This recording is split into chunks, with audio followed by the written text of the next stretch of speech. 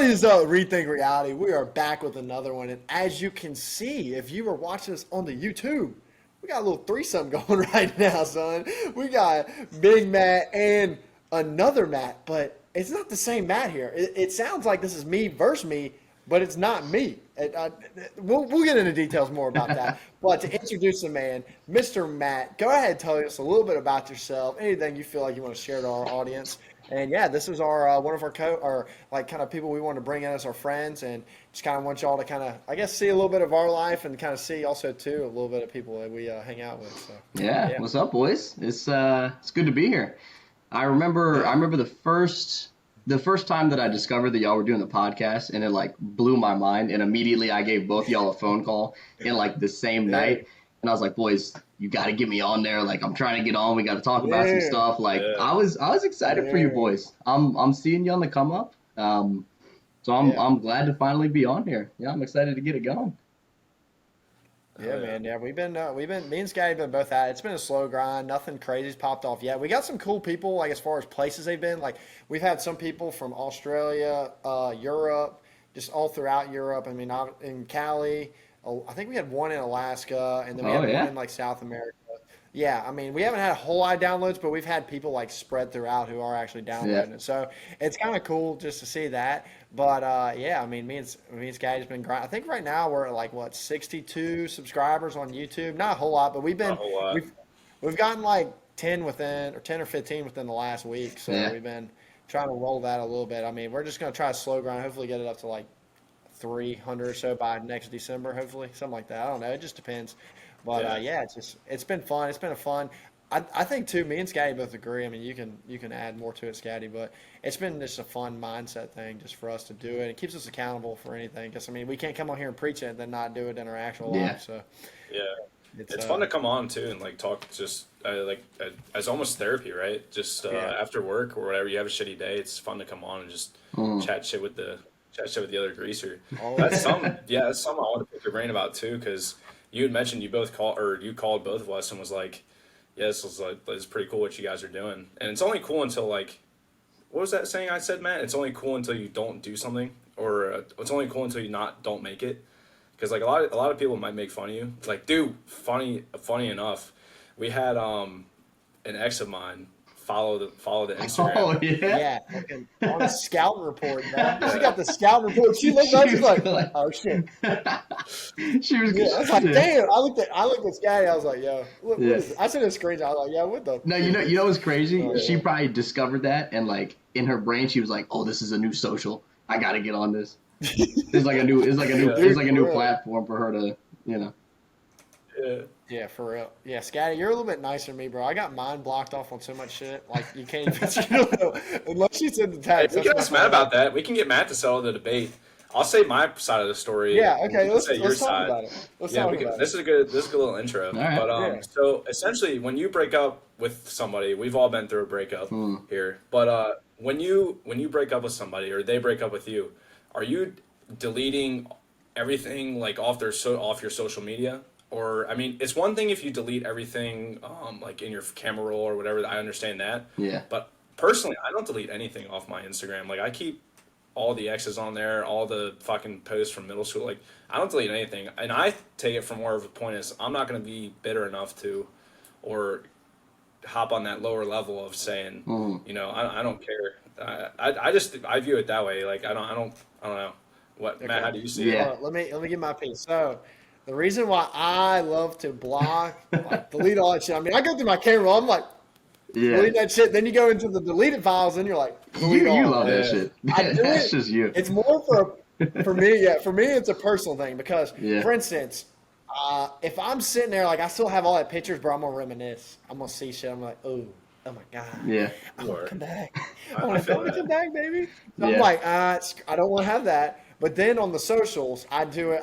I remove everything because, first of all, every girl loves to stalk. I don't care who it is. If you actually had like a genuine relationship, they want to stalk you and figure it out. And the way I look at it is, if you're not on my team anymore, then you don't get to see the championships I'm winning, baby.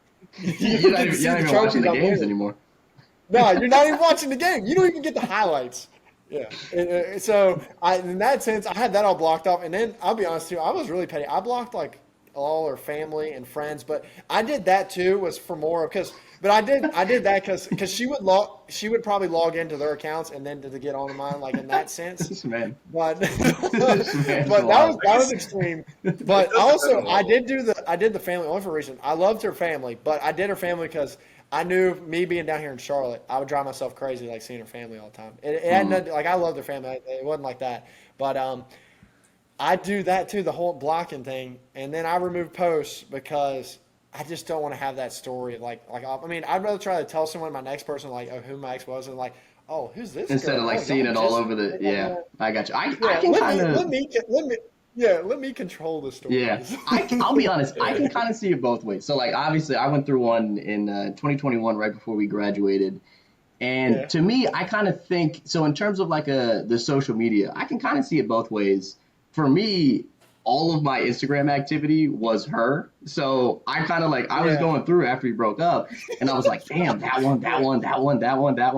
And then I was like, if I just delete all of these, it's going to take me back to like 2017 where I'm posted up with a snowman in like junior year of, high school or some shit like that. So it's like, it would have deleted my entire Instagram life. But then at the same point, you're like, you don't want somebody else to come on and see. And it's like, oh, who is that girl? Oh, you were doing this. You were doing this.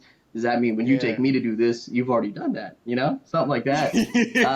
So it was a slow, I'll say it was a slow grind for me. So there was probably like 3 or 4 months where I kept everything on there.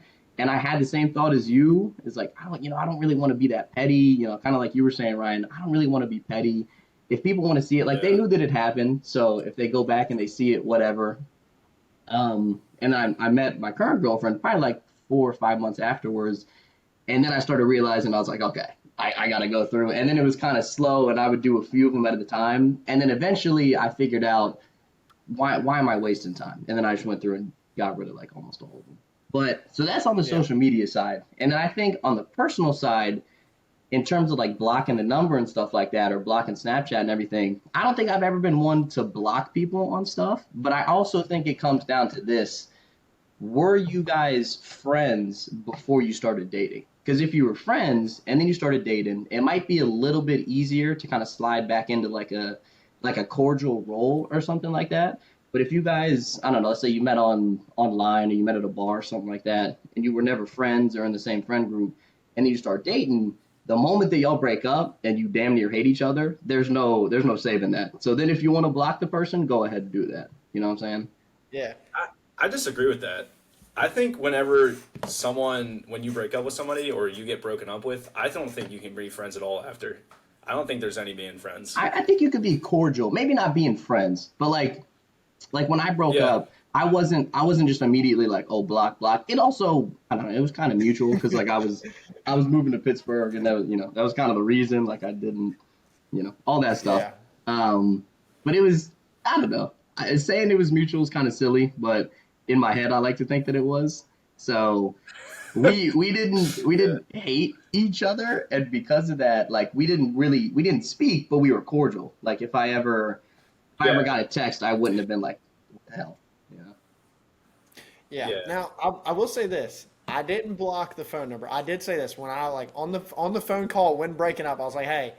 I even told her, like, I'm going to be honest, I'm going to take you off all my shit. like that's just what I'm going to do. But I said, my phone will always be open, even if I got a girlfriend or whatever. Like, if you ever, because I did say, like, if you're, like, deeply connected with someone, I said, no matter what happens in your life, like, I want to see you win. So, like, if you ever, like, if something, like, happens in your life and it's a new thing, like, I mean, if I had a girlfriend and then, like, you get a new job, like, don't text me. But, like, if you're, like, sitting here, like, on the verge, like, trying to kill yourself or, like, maybe you have, like, a death in your family, like, something serious, like, yo, I'm always going to keep my phone will never, like, I won't block you ever on there. You can always reach out to me, but, like, social medias. I don't mean to be smiling. I see Scotty laughing over there. I'm not dude, Scotty's right in the face because he disagrees. He's like, no, but, dude, I'll be honest, dude, I do agree with you, Scotty. I agree with you in the sense of, bro, you cannot be friends, bro. You cannot do that shit because I had a situation where I had gotten a text and, like, all the old kind of stuff kind of crept up. I'm like, holy fuck, like, dude, I can't do this. We got to keep it, like, minimal. We cannot like be talking too long.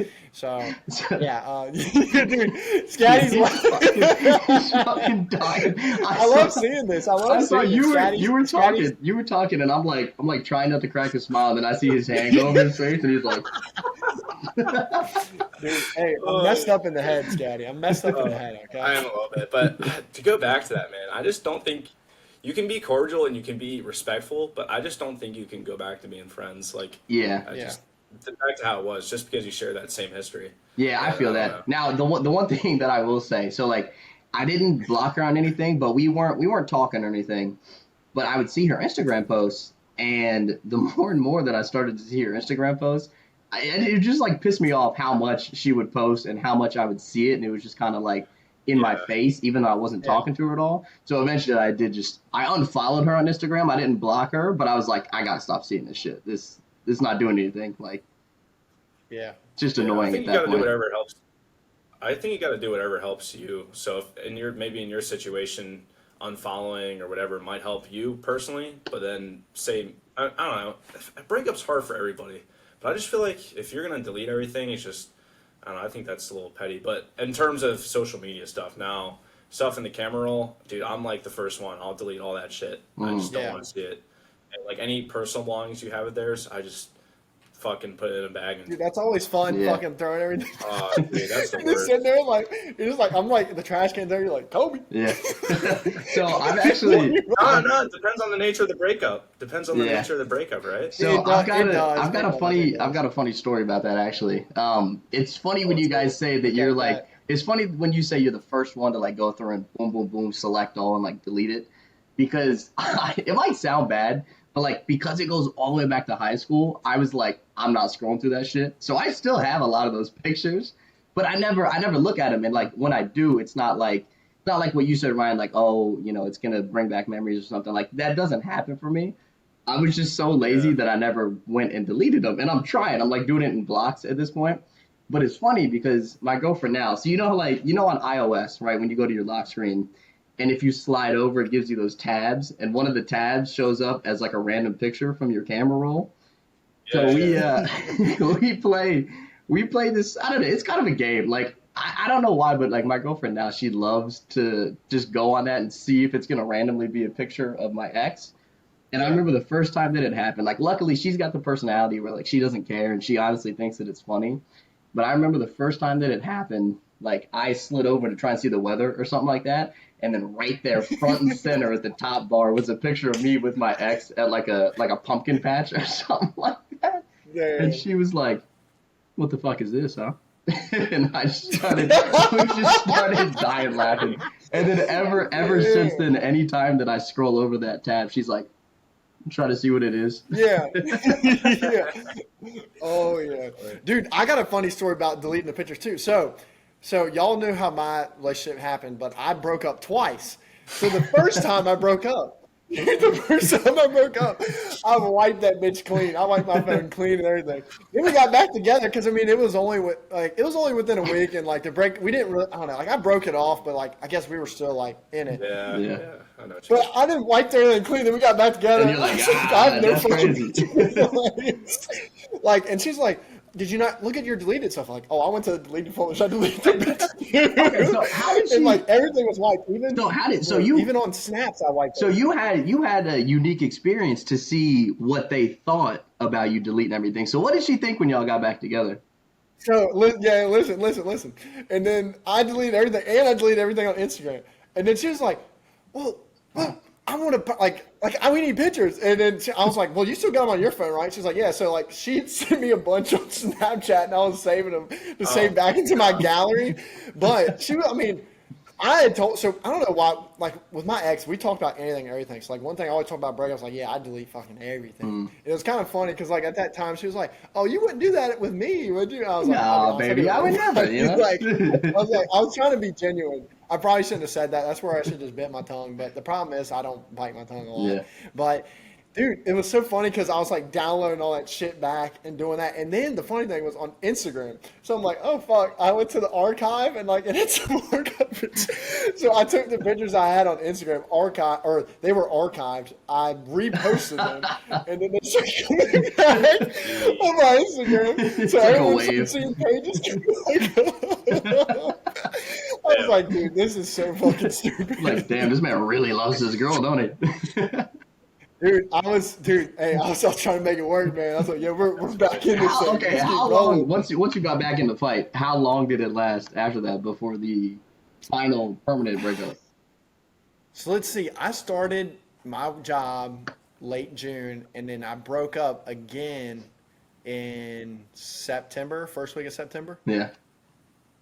Something like that, yeah. So we had dated for about just a little shy of a year. But yeah, that was just funny though, because like it was just interesting. That is funny. Just the whole delete, because that's one topic me and Scatty mostly go back and forth. You can see as much as he's laughing, he thinks it's all the funny on shit I say about it. Yeah. Yeah, but it's and the only, I'll be honest, it does. I'll be honest, from someone standing on the outside listening, it sounds fucking nuts. But I do that because, dude, I overthink everything. Yeah. I don't know if y'all are like this, but dude, I overthink everything, and then I replay shit in my head, and like, so when I block people, it's not because I hate them. Like I didn't hate her or any of her family, like no, but I never hated them. It was more of like, I know, like if you're talking about, I'm gonna see pictures, I'm like, oh fuck, I don't want to see that. Or like it's like she's with someone, or like fucking at the time, like maybe there's like a Halloween picture coming up, and all of a sudden it's costume time. I'm like, I don't want to see this shit, man. Like, so I just know, like I block because I know if I unfollow, it still gives her a chance to like send me a follow, and then I'm like, what do I do here? You know?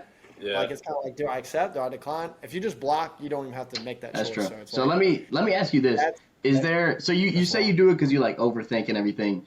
Is there some part of you? It's like a shitty situation, but is there some part of you when you're going through, you almost like you enjoy hitting that block button? Like, is there something in your brain where you're like, fuck yeah, and you do it? Dude, well, I do it because at the time, I know that's what I'm asking. Dude, I'll be honest. It is enjoyment because I know this. I know it's because of this. I know this is every girl, not just my ex. Every single girl. Every single girl will get on Instagram when they're bored on a Sunday and start seeing what has everyone been doing. So I know it is 10 times harder for her to figure out what the fuck I'm doing if I block it. And I mean, dude, I had it like. So you want to know how much I blocked? Bro, I blocked all the way to Venmo. That way she can't even see my Dude, they use that. That's actually a good move on your part because they use that as a social media. Then they can see who, like, say for instance, if I Venmo a girl, she'll be like, oh, you're fucking her. What the hell are you doing? It's like, you know what I mean? Because at the time, because we got so deep in a conversation about everything, I figured out every stalking hack you can try to figure out with somebody. So, dude, that Venmo is probably the funniest. Dude, the Venmo stalking, that's a deep cut right there. That's a real deep cut. It's a deep cut. But I mean, like, in this whole thing, like, there was never no hate against any of them. It was just more of like, I just didn't want y'all to be in my business. Yeah. That's what had to be done. You say, Matt, I got a question for you. Yeah. Which Matt? Me or me? Me. Yeah, you talking about me? Me. I'm talking to the guest here. Yeah. But all right. So kind of staying on the whole breakup thing, but to switch gears, we had kind of talked about in a previous podcast about breakups and how to get through them and stuff like that. And we had said, I think me and you both agreed on, Matt, that it depends on who's checked out first as to how easy it is. So like if you're the one doing the breaking up, you've already kind of decided in your head that you've gotten to this point, and you're like, this is. We're done now. But if you totally get blindsided, then you're like, what the fuck? And it takes longer for you to get over. Now, I've been on the end of both. I'm not sure about you guys, but in terms of yours personally, Matt, you said you got with your current girlfriend like 4 to 5 months later. Was that true for you, where you kind of were already mentally checked out of the other one, and so it was easier for you to transition? Yeah,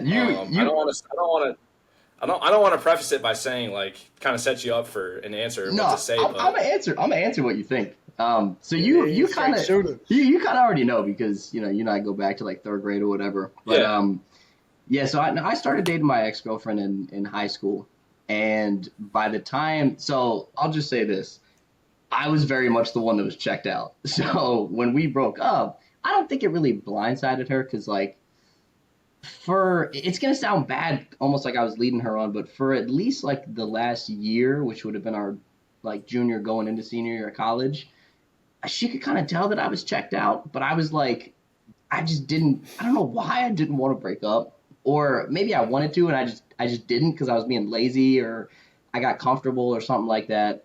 But she could kind of tell that I was checked out almost to the point where I was like dropping hints. So I'd actually be curious to see if it was like, I'd be curious to see if it did blindside her. What I think blindsided her was when I accepted this job in Pittsburgh, because that was kind of like the writing was on the wall for quite a long time, but me doing that more or less without consulting her was kind of the catalyst for like. She did the same thing, right? What's that? She did the same thing as you now, because now she has a boyfriend, I believe, in almost the same amount of time after the relationship as you. Yeah. So maybe, I don't know. Do you think that's what it comes down to, though? Just the person's mentally checked out, and I think so. Honestly, I think it just comes down to your coping mechanism too. Like, I guess I was kind of lucky, like, because I had seen it coming for so long. I really didn't need a coping mechanism because I was excited. It was almost like a fresh start for me. So it was like I broke up with her, went through the last month of college. We went on like that trip that we did after graduation, so that took my mind off everything. And then immediately after that, I moved to Pittsburgh, and it was like new job, new friends. You know, very short after that, met my current girlfriend, and the situation like couldn't have been better. So I think for me, I had so many distractions, and I had the possibility of like that new life that I really didn't need to cope with anything. But on the flip side of that, if you're like, let's say, you grow up, like you start dating in high school, whatever, you still live in the same town. If shit starts to feel like mundane for you and then you lose the only person that you've been with that whole time, and then you're still in the same town, you're still in the same job, I feel like you could kind of feel like you would lose a part of you. And then at that point, that's when you would have to change things up. So for me, I got kind of lucky that I was already on my way to like a change of scenery and a new lifestyle. But yeah, I mean, I don't really know what her situation was like, but I almost think that she was just like, you know what, fuck you, I'm gonna go do me, that sort of thing, which is good. I feel like people should. That's how you should react. For me, I was almost like, I was like, okay, cool, I'll see you later, and then we just didn't talk.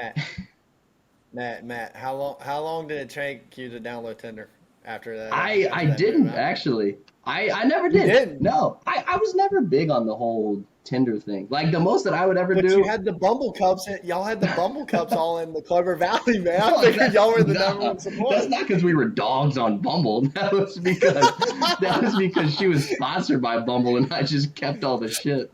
Hey, I didn't know if you swiped so much they started giving you cups, huh? I mean, shit, Ryan might be able to get sponsored. I don't know about all that, but no.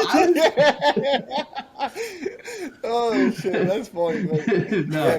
No, I never did, because it's like shit happened so quickly, right? Because we like broke up in April, and then all the boys were graduating, like most of them at least, and you guys were already there at that point. And then we were going on that trip that was the Miami year, I think. So that takes your mind off a lot of stuff. But it's like, yeah, I didn't need to do anything like that. Like I didn't feel the need to break up and then immediately like, okay, I got to get on the Tinder grind. So I didn't well, actually. I was curious because like if you're checked out for a while, I don't know, like dude, when you're checked out for a while, it's like as soon as it transitions, like yeah, I can do it now. Like if you're checked out for a long time, because. I don't know, for me, dude, when I slowly started checking out at one point, and like I wasn't like looking to get to it, but I was kind of like, I mean, it's not like I'm like heartbroken the second time around. Yeah. So that's why I was like, I've been on the end of both sticks, man. Like in terms of being checked out and then just totally being blindsided, and I don't know which sucks more, to be honest. Dude, blindside sucks. I didn't tell you this, guy. I've been blindsided one time. Oh yeah. Yeah. How far back was that? Actually, twice, bro. Twice. Damn. Oh, bro, one was in middle school, and one was freshman year. No. Let me tell it, please. That doesn't count. Let me tell it, dude. It was funny. So, I never had a relationship ever in high school or middle school, not like that. But dude, middle school, bro. I was texting this one girl. I mean, I texted her so much. My parents printed out how many times I texted her, like each message. Because like back in the day, you could like figure out how many text messages you sent, and they're like, "Look at this fucking stack of papers. How many times are you gonna date this girl or what?" I was like on my little clipboard, like, man, these are trigger papers. Yeah, that little right like now. slide phone, and you're like, yeah, bro. Dude, and like, dude, I had been texting her for so long, and then she had broken up with this one person for a while. But then I like texted her, I was like, oh, and I was like about to ask her, like, yo, hey, shawty, you trying to hold hands and make this shit official in middle school? You know what I'm saying? Bro, I'll be honest. Dude, I went to go like shoot my shot, like, hey, like, I'm not really shoot my shot because I thought we both liked each other, and then she was like, actually, I like or so and so more than you, so I'm not talking. I was like. Yo, I was playing the phrase. Your little I had my little 13-year-old heart. tie-dye shirt on. I'm like, dude, I had my tie-dye shirt on. I'm like, Yeah. Dude, I'm gonna be honest. dude, and then another time, freshman year, bro, I had been talking to this girl, and she was older. I think at the time she was a junior, and I was a freshman. Dude, I was like feeling like hot shit, bro. Because it was like, I had just moved up to like JV, playing JV baseball, and then, like, you know. Well, actually, no. Okay, so I had moved up to JV, but then like they brought you up to varsity, like they were like, you know, like to come watch, because in like 10th grade year, like, you know, you could go to varsity.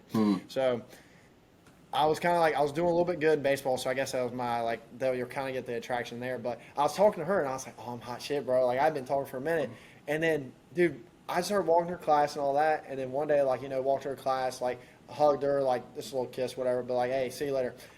Got on the bus. Bro, I got on the bus, and this girl in the back, and she's like, hey, Matthew, because everyone's country as fuck. They're like, hey, Matthew. I'm like, yo, what's up, darling? And she's like, I saw your girl kissing another guy. I was like, are you fucking kidding Not me? mine. I was like, no way. and she was like, yeah, I saw him. And I was like, what time? And dude, what happened was I walked to the class, did that shit. She got out of that class, and in the next class, she had some other dude walk her and fucking. I was like, oh Lord. I was like, oh Lord, my heart, baby. I was sitting there, bro. I was sitting in my room. I was like holding the bed. I'm like, I'm going to be so fucking toxic. It's not funny anymore. I think, dude, that's where my inner future like first got channeled, bro. Yeah, that's what turned you into the dog you are today. Dude, no. hey, easy now. I'm not. Wait, sorry. I started barking, huh? Dude, No, I'm not a dog. I think the guy in the middle here, at least for me, the guy in the middle right here to my right, he's the little I'm a dog in LE, huh? Yeah. bro, I'm gonna be honest. I just want to see his face get red. JK, Scotty's a very good gentleman. Yeah. Don't get us twisted. Ryan knows what I'm about to be talking about. But I don't know why. I was a little asshole in middle school. But so me and Scotty went to the same middle school. And so he knows who I'm talking about. But I was more or less dating this one girl. It's like 6th or 7th grade or whatever. But she would text me uncontrollably. Like when you said your parents printed out that stack of paper, that entire stack of paper would be the text that she sent me. Like I didn't even have to respond, and she'd be sending me a book. And so I always thought it was funny. Looking back, it's kind of fucked up because like you take a middle school girl and like their confidence level already, and you just start shattering it. But I used to go like spend the night at Ryan's house or like our other friend's house or whatever, and right before we would go to bed, I would say, watch this. And then I would turn my phone off. And then in the morning, I would turn it back on. And I didn't tell her I was going to sleep. And I would turn it on and it would go boom, boom, boom, boom, like that. And I would just set it down. After like 5 minutes, it would finish. And then I would swipe up and look at it. And it was like, please don't hate me. I love you so much. Like all of this stuff. And then we were so bad, bro. Like we used to laugh at it. And looking back, I feel so bad. But then I topped that off with the way that I broke up with her was like kind of shitty.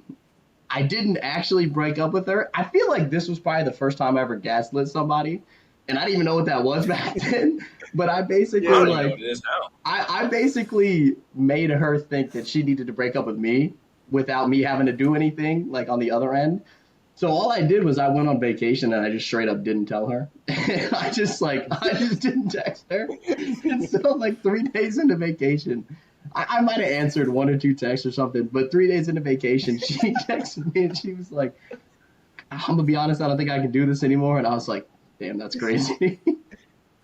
Damn, you're like, damn, that's crazy. Got no little 8th grade shawty to your right. You're like, damn, that's crazy. Hey, sorry. Looking back, it's like mad fucked up how I did that. But I mean, we were like 12 years old. Dude, one of the most messed up things I ever did, breaking up with someone. I shouldn't even say breaking up. It's like stop talking to someone. Dude, I think, okay, this was actually a little older, so I shouldn't have done this. It was junior year of high school. It was this prom date I had got. I was just looking for a prom date, and this one girl I kind of talked to a little bit. She was cool. She was like one of my friends, but I was like, yeah, let's go to a date, whatever. But she liked me. I knew it, and I was like, let's just go. I just need a date. I wanted someone who looks pretty too. We go to the date, everything like, man, it went pretty good, dude. It was a little weird though, because like, I don't know, like, dude, we got to the dinner table, and her and a couple other girls, I guess they were just having fun, dude. They started singing and shit. I was kind of sitting there like, yo, like, it's fucking weird. I guess my girl tonight, I don't know, like, we just going. But dude, it kind of like the whole night I tried to make it as fun as possible. So like, I had a good time. We had a good time and everything like that. And I guess to her, like, she really thought we hit it off. Like, that was the transition, we made. And the next day, I gets the text, because I've had this happen before. The next day, she's like, oh my God, I had so much fun. I just wanted to see where this goes. I'm like, okay, yeah, let's see. I was like, to be honest, so-and-so, I see you as a little sister. Little sister card, bro. Dude, I didn't know what to say. At the time, dude, my dumbass, I'm sitting here in my house. I'm like, my brain cells are going, dude. I'm like, what should I send her? What can I, like, transition to where we can still be friends? And I said, this is right, like we had kissed that night, like, made out, like, stuff like that. Like we had, like, a fun night. And, bro, like, I'm looking back, I'm like, bro, I just said I kissed a sister. Like, usually you pull out the little brother or little sister card when you're like mad in the friend zone, bro, not when you were making out less than 24 hours before and you're like, you know what, you just my sister, I can't really oh my God, dude, it was so bad. And so what happened too was she worked with some guy I knew, and they like lifeguard early in the morning. And he told me the whole story. He's like, bro, I saw her get that text. I've never seen her so mad. She was like pacing around everywhere. I was like, damn, that's crazy. She's probably just confused. You fucking called her your sister. She was like reading it like, what is this kid on? Dude, yeah, dude. There's some bad stuff. But talking about middle school stuff, let's get this all wrapped in right here. What is the most cringiest thing y'all did in middle school? Everyone did something cringy. Matt, what is the most cringiest thing you did? What, Matt? You got to tell some good stories here, because I don't know. Me and Matt, like you said, both went to the same middle school. What's a good one? Well, for me, the first thing that pops into my head is like it was that same girl that I started dating in like 6th grade or whatever. But it was setting up the first kiss. Like you know how important that was or whatever. And so I remember I was driving back with my parents, coming back from like my grandmom's house or whatever. Oh. And her, this kid just thought of something. He just thought of something. I can't. I'm trying to think. But mine's like kind of stupid. I'll probably come up with some other shit too. But I'm driving back with my parents, and I'm trying to get them to drop me off at her house or whatever, right? And our other friend and this other girl that was in our class, he was already there. And so both of us were like kind of dating those girls, and we both wanted to set up the first kiss. So I had my parents pull in, drop me off, and I remember her dad's like, I don't know, Nissan or whatever was sitting there. And we were in the backyard, and then we each as a couple like took turns going.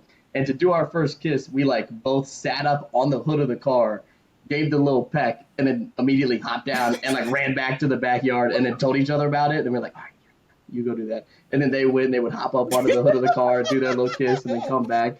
And then you know how you separated middle school into like the girls and the boys. It wasn't even a group. It was just us two on this one side of the yard and then them two on that side of the yard, just like talking about it. And looking back, it's like, why the fuck did we need to get on the hood of the car to do the first kiss like it was this whole ordeal, you know? And you want to feel a little badass, bro. You saw it in the movie. She's like, bro, I'm trying to kiss her like Megan Fox. Yeah. But what's funny is like, it wasn't even like I was putting her on the hood of the car. We were both sitting on the hood looking at each other sideways. Did you roll it up? You're like, damn, baby, get up there. I'm like, why do we need to do that? That's funny. Yo, Scotty. All right, tell your embarrassing story, but then after we both tell us, we need to hear our first kisses for you, because that's another good one too. So, but no, tell your embarrassing story first. Tell the embarrassing. We might have to cut this part out. Like, it's pretty bad, but. Hey, no, well, you got to make it. We're not cutting. This is a no cut. All right. No I'll just fucking say it. Hopefully my fucking job doesn't. I'm trying to think of which one it is. Bro, we were, I think it was 8th grade. It was the year we did the Passion. That was 8th grade, right? Yeah. Okay, so the Passion was just basically like we were 8th grade. Me and Matt both went to the Catholic school, and we like reenacted the Passion of Christ. And kind of tangent note, he was Jesus and I was Pontius Pilate, so I sanctioned him to death. But You did. Of course, yeah. that's Jesus. that was Jesus. But no, so we were finishing up with practice one day, and I don't think you know this story, man. I'll be honest. I don't think I might have told y'all. I don't know. But everyone was basically leaving the church. And do you remember? I don't want to name any names, but do you remember the girl who set the sit-up contest record? Yes. Yeah. Yes, I do. Yeah. Matt, you would laugh. You would laugh if you knew what I'm talking about. But essentially, it was basically just me, her, and a couple like stragglers that were still in the church that were leaving. And I don't know what I was doing. I think I was doing something in the back, trying to get something. I don't know. But I was still there, and I was up on the altar, and dude, for whatever reason, bro, I just started like, you know how you see girls do like this thing, like this, and then like they move their hips.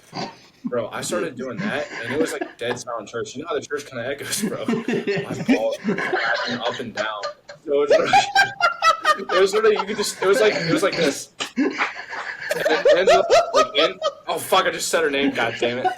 We gotta cut that part out. I just said her fucking name, but she heard it and it was like, what the fuck was that? And I was just like, you just don't look at me. I just Bro, ran out. If you do this, Your balls already dropped by then, man? Mine hadn't dropped, I don't think, bro, in 8th grade. Mine were like on the verge, I guess. Mine dropped on the fucking birth, bro. What the fuck are you talking about? Bro, if you knew this girl's personality, she is the funniest person in the class to have been the only one standing there listening to his balls clap on stage. Dead ass, bro. I'm so serious. Okay, I'm gonna give you a little context onto her personality. I'm pretty sure that this is the same girl that tried to give Ryan a love potion to fall in love with another one of the girls that was in our class. Yes. That's awesome. Yeah. Oh shit, that's awesome. I didn't know that story. That's the first time I'd heard that. Dude, I didn't tell anybody. It's embarrassing. No. Now the whole world knows. No. There was one time, one of the embarrassing things that happened to me, which ended up just being hilarious, was we had this one teacher, and this would have been 6th grade, but this man just fucking hated me for no reason. Like, we would come in, so like we would be in class, right, and everybody had assigned seats, and everybody, when he would leave, we all thought it was funny to like get up and switch seats. This motherfucker would come in, single me out when everybody else is damn well sitting in a different seat, and he would go, Matt, why you got a seat? What's up? Fuck you, guy. What are you talking about? But so that's just a little context onto to him and I. But we were in, so like the closets that we used to have in all of the classrooms, like it was basically just a wall that would separate like the back wall where you'd hang all your stuff and then the actual classroom. But when you would walk into the door, you could see like well into the closet, right? And so I remember I was back there. And I was minding my own business. I'm trying to put my bags away and stuff like that. And this one kid comes in who he was kind of like the class clown or whatever, but like everybody had a good relationship with him. And he starts like hand fighting with me. He starts like wrestling me or whatever. And so he's got me by both wrists pinned up against the wall in the closet. And I'm like helpless. I'm like that. But we're both laughing. And this teacher walks in and yells at me and writes me up. We used to have recess with the principal. He writes me up for wrestling in the closet, and I had to go to recess with the principal for like 2 days in a row because I was wrestling in the closet, but I was fucking pinned up against the wall like that by my wrist.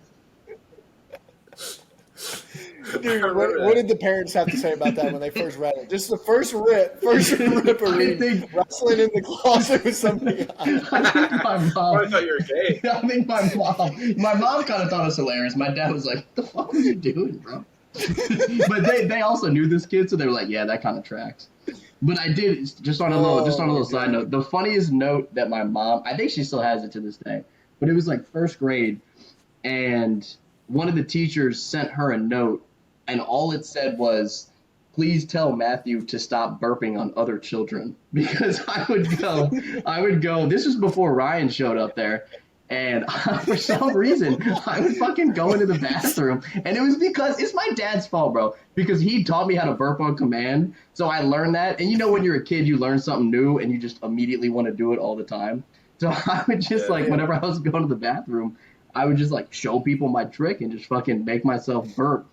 Sometimes it would be at them and they would run to the teacher and tell them that I was like burping all over them. So that was probably the funniest note that she ever got to read. Oh God, that's funny. Yeah. That is funny. So I got two stories. I'm gonna say one is just like a general thing. I want to ask if y'all did this, but I'll actually tell this one story. It was hard for me to think of one, but this is one I can remember. So sixth grade algebra, bro.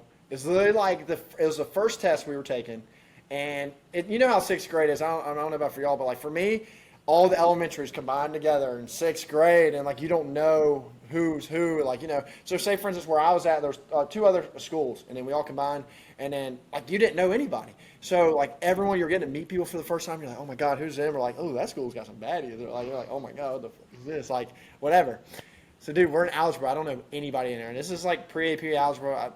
I was smart in math. Everything else, dude, is yeah. That's brain cell. Yeah. So, dude, I was in the math class, and I was sitting there. I don't know what I was thinking about doing this. I don't know what happened or whatever. But, dude, I was sitting there, and it was in the middle of the test. It was so quiet, and we had these old wooden seats, man, old wooden seats. And I was sitting there writing, and, dude, my stomach started hurting. I was like, oh, my God. Like, dude, I feel something was in my stomach, bro. But it was super quiet, and all of a sudden I was writing, and I, like, went to move in my seat, like, to adjust it, and, dude, I let go of everything that was in my stomach. All of a sudden, it was, it was the loudest fucking fart, and it stunk so bad. Everyone in there was like, ew, what the fuck? And, dude, I went to do it. I looked at the guy beside me. I was like, dude, what the fuck? I like kind of looked at him, and he looked at me. He's like, "Bro, stop even playing." I was like, okay, whatever." Like I tried to play, and the kid beside me was emo. Like he's like super good. Like, he could probably kill me, like right there. Like he was just, he like he had like chains on, and so he's like, dude, it was not me. And I was like, God, look. Dude, completely, like, I mean, shat, dude. It was so loud. And I remember the teacher looked at me so disgusted, like, ew, you fucking gross. And so, like, a lot of people in there knew me, like, for fucking being gassy.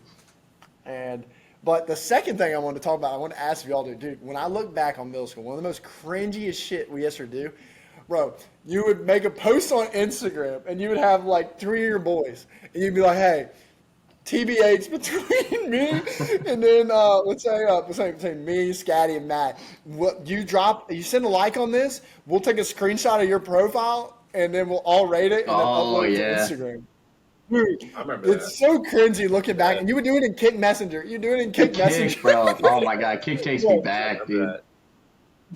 Dude, I low key want to like have in my Instagram like put it like just have a kick, just put a kick in there, just to like see like people send me kicks. Yeah. It's so fucking funny. But bro, we would put these girls like pictures up, and they'd be like, "Hey, to be honest, you're cool, but I'll give you like a 6." And then like the boys like, "Yeah, like dude, we're just ruining girls." Bro, we used to do that. Dude, like, and the problem is, dude, we would rate everybody. Like, we wouldn't just pick the people who were hot. Like, I'm telling you, like, if you were a 4, we would put a 4. And, dude, these girls are just getting blasted. And everyone's, like, commenting on Instagram, like, dude, that's facts. Dude, that's facts. Dude, it's so fucked. And then, like, you would see, like, the one girl, like, hey, you're a baddie, like, 10, and then, like, a fucking smiley face and shit, dude. And then they'd be on the bottom, like, oh, thank you. And then, like, you'd be like, dude, it's just, would you do that? Would you do that in person? Like, people have so much confidence online versus, like, saying shit in person. No, bro. Yeah. Dude, that was back in the day when you wouldn't even hold their hand. Like, it was like, dude, if you hugged them in the hallway in front of everyone, y'all had sex. Y'all had sex. Yeah. You fucked right in the middle of the hallway if you hugged in middle school. Bro. See, people, like at least 6th grade. People are doing those ratings on like TikTok Live now. Like I don't know. It's like, send your profile picture or something like that, or I don't know. It starts off innocent. It's like, oh, I'll rate your username or I'll rate this or that. But then, you start doing profile pictures and stuff like that. So people are doing it on the live right now. It's not really in person, but it's a little harder than just making an Instagram post with a TBH.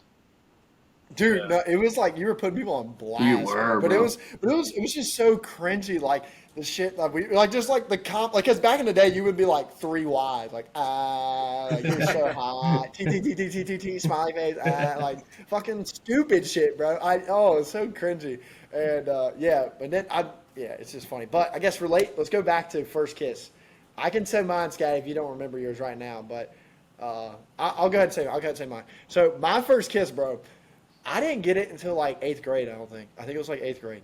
So I was like plotting this out. I had kind of been talking to this girl at the football game, bro. And you know how I was at the football game. So like there was a difference between the 9th graders and 8th graders. So 9th graders, everybody's in student section. Like you were part of high school. 8th graders, bro, we're playing football, bro. We're balling out. Like, I mean, I'm dripping sweat.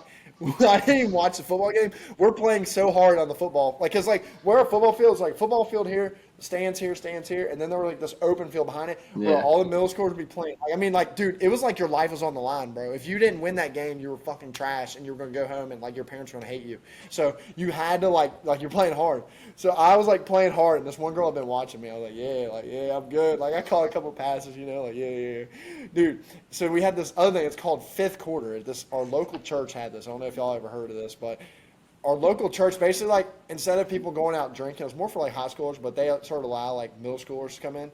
But instead of going out drinking, you would show up to the church and they had like all this fun shit there. It was actually pretty cool. They had like bouncy houses, like big fires and like food and DJs and stuff. So it was cool. But we went to fifth quarter and I was with Shawty. I was like, hey, Shawty, like, we're just having a little time, me in 8th grade, trying to spit some game. And I was like, dude, I got to get my first kiss. I got to get this on the belt. Before I go to high school, man, I got to get a kiss. Got to get a kiss.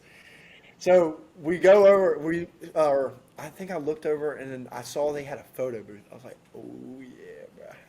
I got the perfect plan. Like my dumb ass, dude, I'm just like overthinking the whole thing. Like, yeah, I got this. I was like, oh, let's go to the photos. Let's get some cool photos. Like I want to have that so I can like put it in my book bag or some shit. Like she's like, oh, okay, like. Whatever. We go over there and we go to like take the picture and stuff. We get in there and then like we did one like, oh, like this, and then like we did one hugging and I was like, all right, this next one, like, kiss me on the cheek. She's like, okay. And I was in there and as soon as she went to kiss, I like turned my head, dude. We kissed, and then but I knew like, hey, I got the consent because she kept kissing after, and it was like kind of kept kissing. So like we got 2 pictures of that. Then you could hear the people outside like before we walked out. The picture already got dispensed. They were like, oh my god, they're kissing in the butt. Like this is at a church. This is a church I grew up in. Like, oh my god, they're kissing, and all of a sudden I was like, yeah. I was like, yeah, that's me. That's smooth. That's smooth. I'm not gonna lie. Right, yeah, that was my first kiss, bro. I just kind of did that little. I was like, oh, kiss here, and then soon, just turned to the side, man.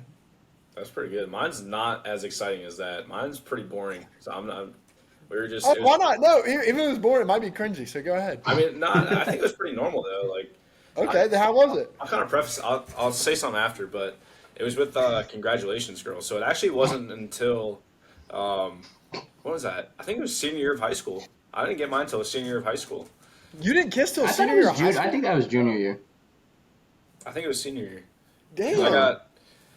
I remember I got All-State that year for baseball, and then she texted me like after the season was over and was like, congrats. Come through. Come through. I used that shit for motivation after the breakup.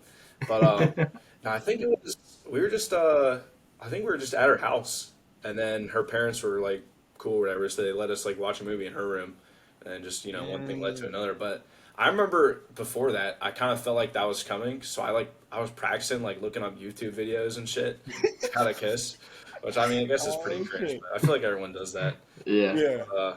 Are you ever like on a first date with a girl and then you're like not on a first date, but anytime she might come over and you're watching a movie and you guys haven't kissed yet, you got her arm around you or whatever, and we're just watching the movie and you could give a fuck about what's going on in the movie. You're just like, what am I gonna kiss you? You're like, come on, let's go. Like how's this gonna go down? You're like trying to get the balls to like tap her or whatever to get you to kiss her. I don't know. That's me. I'll be honest. It's been. I'll speak for me first, just because I'm single, and we'll just yeah. So I've been both ways, dude. There's been sometimes I turn a movie on, I'm like, bro, this is so interesting. I just completely forget she's there. And I'm just like, Dude, that does happen. That's happened to me, bro. That's happened to me. It I gets got really. one thing on mine. Yeah, dude, I'll be honest, that has happened to me. Like, I'll sit there, I'm like, holy shit, I forgot to put my arm around you. Like, yo, I've just been sitting here watching this fucking movie. You're like, damn, that's low-key interesting. I'm like, oh, so just fucking over there. Just like, who the fuck's there? I don't even know who the fuck you are. Yeah. But then other times, but no, but like when you're trying to make the move. So, dude, I like to like subtly do it. So, like, first you like, you're talking, like, if the energy's there, like, okay. Then you like, you get in, you just slide the arm over. Like, oh, I can slide the arm in. Okay. All right, bet. So I'm here. I'm now. Like, what's the next move? Where are we going to go now? What is the and next then all of a sudden, it's like, I might lower my arm just a little bit to the side, or I'll start to like put my hand on her leg, or like I might just slide it just a little bit. Not like a weird crossover, like her leg's kind of on mine, so I'm kind of like holding here. You're like all the way up. Yeah, it's kind of like I'm just kind of like I'm trying to like feel, She's like, okay, I can touch her leg, all right. And then it depends. Sometimes I mix it up, bro. Sometimes I'm like, oh my god, my arm is hurt. I'm gonna lay down. Hey, let's just lay down. She's like, okay. And then if she lays down, like, you kind of get her like, you let her little spoon, then you get like kind of like, if you set it around her and then she's cool with it, she's like, oh yeah. Because then all you gotta do, bro, you're just gonna take a break and move. She's just gonna roll up like this, and she's gonna like look at you like. And then they get the eyes, bro. It's GG's, bro. It's like, so that's one way. But if you don't do it that way, then it's kind of like, you got to feel out the leg, man. You got to figure out, like, you hold the leg, you kind of just sit there, like, if she starts to put her hand on there. Oh, this is another thing I want to talk about, bro. This is something I find so fucking funny. Yo, when you were holding your hands like this, do you know, is she DTF? If she starts doing this, she starts massaging. She starts like doing this little stuff. Or I used to do that too. Like, I would hold her hand, I'd start like doing that, and if she started doing it back, I'm like, oh, it's GG's, bro. It's GG's. So I got a question for y'all. Whether it was like a movie or a TV show, whenever you would have, like, let's say you're on the Tindergram or whatever, and you would have a girl over. Yeah. And particularly in college, did you have a go-to like show or movie that you would just set up that you knew damn well you were not getting through like 20 minutes of? Yeah, for sure. That was Black Mirror for me. Oh, yeah. It's a good one because it's like short and it's not. You don't have to watch any of them. Yeah, you don't have to like commit to it or anything. Watch it in order. Yeah, but Matt, do you remember when we ran the playbook? Yeah, bro. What were you watching? Did you have Black Mirror on at that point? I think it was. Yeah. I think you told me you were like. I think you told me you were trying to bide your time, so you were like fumbling around trying to figure out what you wanted to watch. Like slowly scrolling through Netflix or whatever. So we wouldn't have to. Well, essentially the story goes, I got catfished mad hard, bro. Like, it wasn't a dude or nothing, but this girl looked nothing like her pics, and we're just gonna leave it at that. You can let your imagination run wild there, but she looked nothing like the pics. And long story short, I just was not attracted to her. So I was trying to be as nice as possible and like be like. I think I originally texted, it was either you or Drew, and I was like, yo, I need some help in this situation. Like, y'all got to get me out of here ASAP. And what did we say? We said, like, Devin, one of our other boys who went to tech, like, cracked his head. Like, busted his head. Like, yeah, so we had Drew, like, our other friend Drew, like, him and I were just downstairs in the townhouse, and Ryan, like, comes and tells us, he's like, yo, I got this girl coming through. And she rolls up. I think you walked out to the parking lot to get her. And then Ryan walks in the door first, and he's just like, me and Drew are standing there at the bar, and Ryan comes in first through the door, and he's just like, he's big time smiling. And I'm like, yo, we're about to do some shit. And so she goes upstairs, and then like maybe 5 minutes later, I get a text that says, yo, you got to get me out of this, bro. So me and Drew are down there like formulating what we're going to do. And so eventually we go upstairs, and the door's closed, right? And so I knock on the door, and I'm like, I'm holding back laughter this entire time. Because we're like, I'm not a good actor in terms of not laughing, especially looking at Ryan's dumbass. And so I knock on the door, and he comes out, and I'm expecting this man to like walk out of the door and then close the door behind him and like just have her in there. That way I didn't have to make up some bullshit. But this motherfucker walks out, stands in the middle of the doorway, and leaves the door wide open so that I can see her. And now I'm on the spot for what I gotta figure out to say. So I'm like, dude, you gotta come over here. I gotta do something. And I'm like trying so hard not to laugh. And he leaves the fucking door open. So we like go kind of around the corner where the stairs go down. And him and I are like eye to eye right now. And I'm like, dude, our friend, he busted his head open. We got to take him to the hospital. Like trying not to laugh. And he's like, oh my God, that's crazy, bro. Like we gotta go right now. And for some reason he kept asking me if we had to leave right now. And I'm like, yes, motherfucker, we have to leave right now. Okay, we gotta go. And he goes back in. And I heard this part. He wanted to stay with the cat. He goes back into the room, and this was probably the way that he said it was just the funniest shit. When he goes, I hate to do this to you, but this is so embarrassing, but we got to take care of this. You got to go, you know. But just the way that this is embarrassing. just the way that he said, hate to do this to you, like we didn't cook up the whole fucking plan. And so we take her downstairs, but for some reason he wanted us to drive. Oh, what was it? You were going with her in her car or something like that, and then you wanted us to follow you. So we ended up leaving the neighborhood with him, and then she drives out behind us, but we were going the same way. So he made us fucking circle around the entire block. That way she didn't know that we were going back into the neighborhood. So we drive around for like 3-4 minutes and end up pulling right back into the neighborhood. Oh my God. Yeah. Bro, I've had to save Scatty too. I had to save him up there in Pittsburgh. I had to pull in. You remember that? I remember that. Yeah. Scatty sent me a text. He had someone over, and he was like, "Dude, we got to get her out of here like right now." And I was like, "Just come up with something." I was like, "Oh, bet." So I came in there.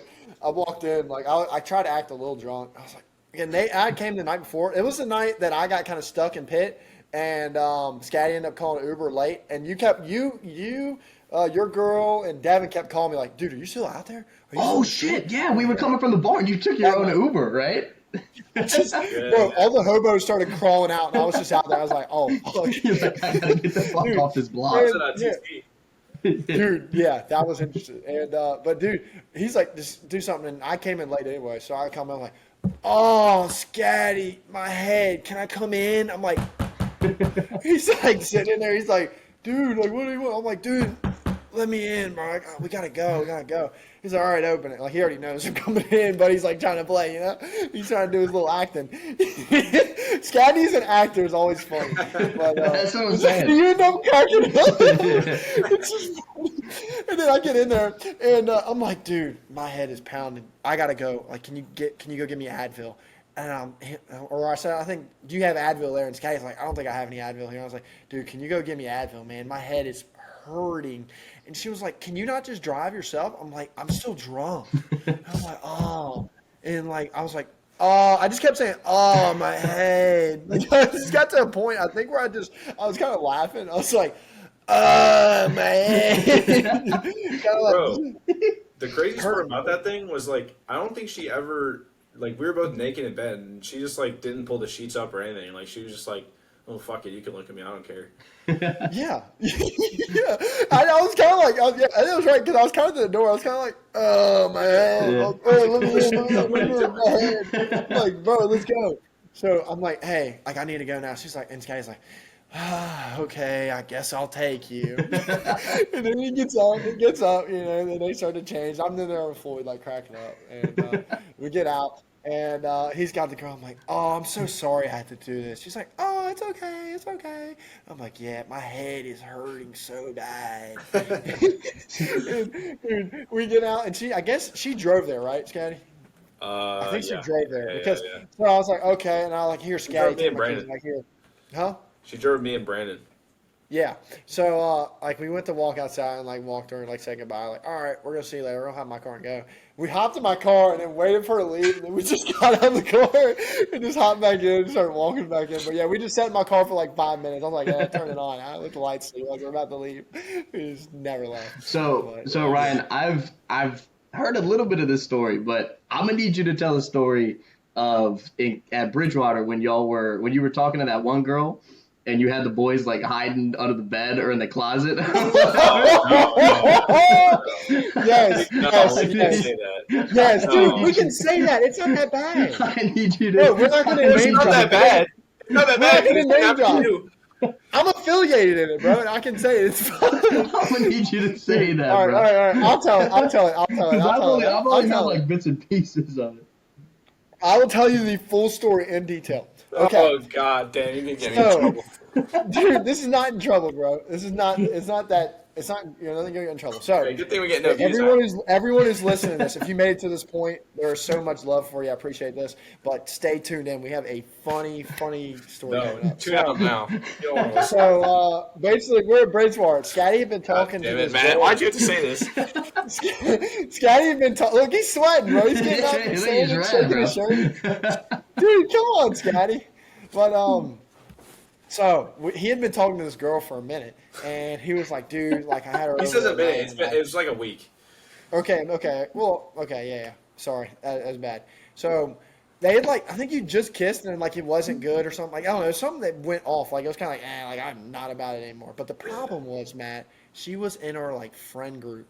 So it was between all us, and then it was some other people there at Bridgewater. I'm not gonna start listing out stuff because then they'll give clues on who it is. It was everyone you met, Matt. Yeah.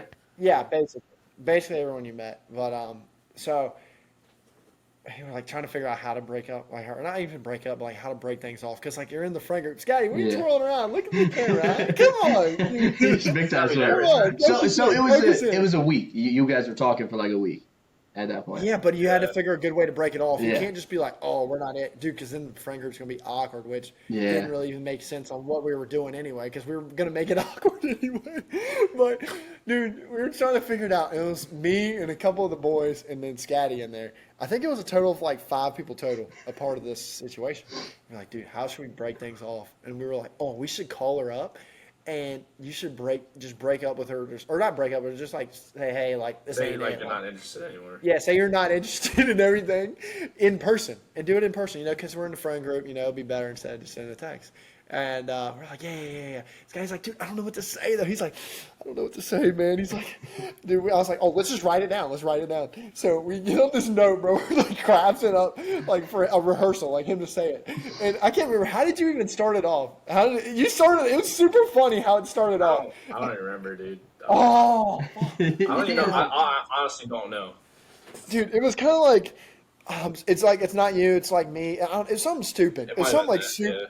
It was something very stupid. Yeah. But it was so funny. And the problem was, so we wrote it up, and then all of a sudden he started rehearsing us, and we started pretending rehearsing. You walk in, she's like, hey, and you say, hey, no, sorry. We were just basically getting him to rehearse. And they were like, all right, well, he's good to go now, so it's time to hit her up on whatever, Snap, text, whatever. He hits her up, and she's like, okay, I'm gonna come up here in a little bit.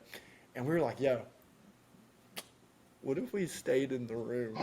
This guy's like, what do you mean? This guy's like, what do you mean? I was like, bro, what if we? And I was like, dude, we're at Bridgewater. We have nothing else to do. It's so fucking boring there. Dude, we're like, dude, what if we hide throughout his dorm to where she can't see us, but we hear the whole thing going on? So what happened was, dude, we had one guy in the closet. It had me and another dude underneath the bed. That's wild. Oh my god, dude! And are y'all sitting on the bed while you're talking? No, we're hiding. We're hiding all throughout the room. No, Scatty, she can't see us. Were you sitting on the bed? Where were you in the room talking to her? Standing up or whatever? Hold on. We're leading to it. Okay. Okay. We're leading to it. Yeah. So I think one's in the closet, one's under. Everyone's heading everywhere. Under the bed is wild, dude, bro. This dorm is maybe this dorm is probably maybe 1.5 size of the rooms in Clover. It's not a big dorm. Bro. It's close quarter hiding. So he calls her out, and then she's coming up. And everyone's like, hide. Fucking, I get on the bed, and we got shit locked up just in case they walk in and sit on the bed, whatever. Dude, oh my god! All of a sudden, we hear oh my, dude, we are all cracking up laughing. This guy's like, guys, stop. Come on. Okay. And then he opens the door and he's like, hey. And then he says, hey, so-and-so. He gets straight into the script, bro. So he just bow, script. Just reading. She don't even I don't even think she said a word. He just gets straight into the script.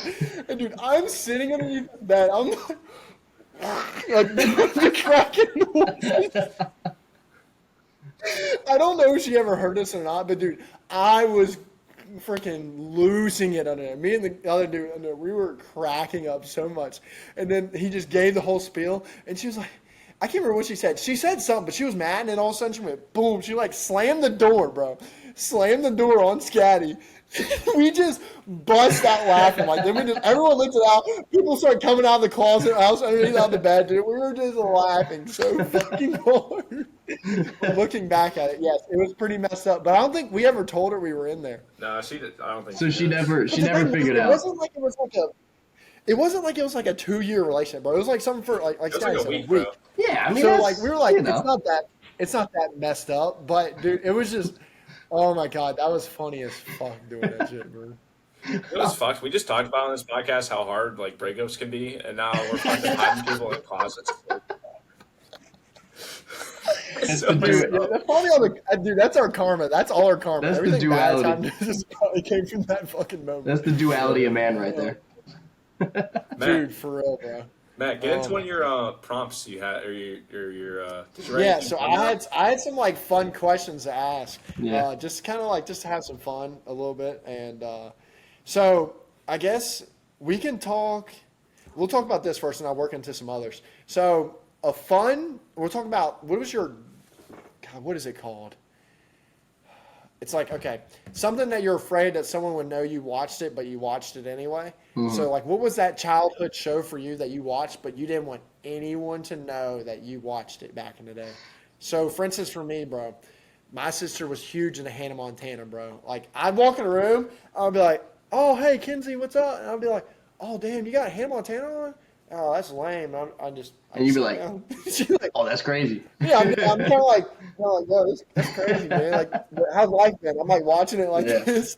Bro, I used to love that show. I'd be like, you get the limo right front. Ooh, I like that Carly. Dude, iCarly? Was that the show that you didn't want other people to know? Zoe 101? Zoe 101 was kind of fire. Zoe 101, bro. Yeah. Are you ready? I would say the one I wasn't so much a kid, and I actually watched it with my parents, so it made it less weird, I guess. But it was the Vampire Diaries. I don't know if y'all ever went through on the CW, bro. We were tuning in every Thursday watching that shit, going through all the seasons. Oh, yeah. Which is funny because it's you talk to girls now and they're going back on Netflix and watching that shit, and I'm like, I was there when they wrote that. Yeah. I was pioneering that shit when we were 10 years old. Dude, that's great. That's funny. I never watched any of that stuff. I even the whole what was that one huge vampire Twilight. Twilight. Yeah. I never watched Twilight, anything like that. But that's funny you got into that. Yeah, but I'd say Hannah Montana was a big one for me. Scotty, what was yours? Or if you think you had one? Or... I still have one now that I love is Harry Potter. Does that count? I know a lot of people But is that something you don't want other people to know? I fall asleep to the soundtrack. Oh, little side note, Ryan, I got it just because you just said that. I got to get your thoughts real quick on the new Harry Potter TV show that's coming out. Do you think it's going to... Okay, so you don't think it's going to ruin nostalgia for you or anything like that? HBO doesn't miss. That's the thing. HBO does not miss. True. Everything they touch is fire. So True. It has to be fire, yeah? Okay, so it's not going to ruin anything about, they're recasting the OG trio or Hagrid or Snape or any of that? I don't think so, no. Okay. I'm kind of excited for it. Hopefully, I'm not sure how it's going to be, where if it's going to be one episode is the first book or if they're going to dedicate 10 episodes to the very first. I think they're doing an entire season, which will probably be 10 episodes, but I think they're going to do a season per book. Is what I've heard, because my girlfriend's also huge. She's also huge Harry Potter, and she just wants it to have all the details that were left out in the movies. That's what she just wants it to be really closely related to the books. Not that the movies weren't, but just fill in all the gaps that the movies left. They're bringing on they're bringing on J.K. Rowling for like to make sure everything's accurate. Oh with, yeah. Hired her. Yeah. So Okay. it should be good. Hopefully, man. I love Harry Potter. So Yeah. I mean, based on how Game of Thrones went, and they brought in like George R. R. Martin, like I got confidence. Yeah. Okay. HBO just. I mean, I have confidence in them. I think it'll be fun. Yeah. Yeah. All right. To get into some other questions. Yeah. What song, if you were God, what song would play in heaven and what song would play in hell? I'm thinking, dude. Like, I'm thinking heaven's gonna be a party. So like, I'm playing No Hands, like no doubt. No hands? Yeah, bro. Hey, Yeah. that sounds fun. Yeah, we're getting after it in heaven, bro. And then I'm thinking the ASPCA commercial song for hell. You got maybe I think yeah. I think you gotta watch those commercials. I think hell is just like every single one of those commercials ever made, just on a loop, and you're just sitting in front of the TV and you're just watching that. Oh, dude, that's fucking tough. Dude, that's bad, bro. Yeah. That's bad. What would you say, Scotty? What songs you playing in heaven? What songs you playing in hell? Oh, like what do you mean by playing in heaven? Do you mean like on repeat? That's just on loop. That's just Like, if you think, like, if you were the God, you're going to play one song in heaven, just play one song in hell. Like, what two songs would you think of? One for heaven, one for hell. Oh, I played the what's it called? Up Down by Morgan Wallen, I think. That's a good Up Down for heaven? That's a good little vibe. As far as hell, dude, I don't know. Probably fucking I'm Seeing Red by Egan, whatever the fuck his name is. Oh, yeah. Red. I'm seeing red. Matt, you never heard that song, but it was a kid that we used to fornicate with in middle school. Fornicate. What are you doing fornicating, huh?